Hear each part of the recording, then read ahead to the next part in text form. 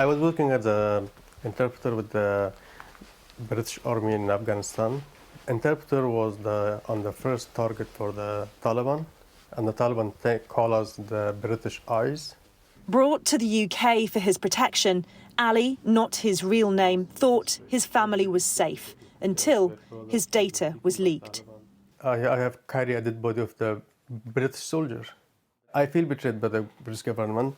He believes his father was killed because of it. My father has been died because of the Taliban take him to the custody and beat him. That's why he died.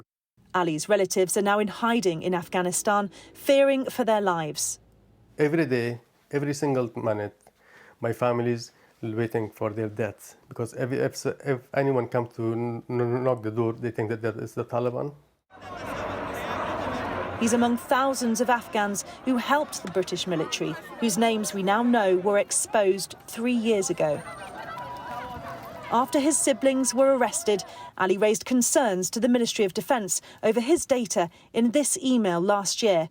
"I'm terrified," he said, "and I beg of you, do not pass this information to anyone." They say nothing.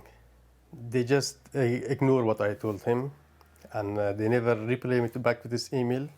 Then on Tuesday, the day a super injunction was lifted by the High Court, this confirmation his data had been leaked.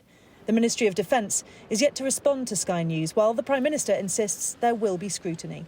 The Defence Secretary set out the full extent of the failings that we inherited.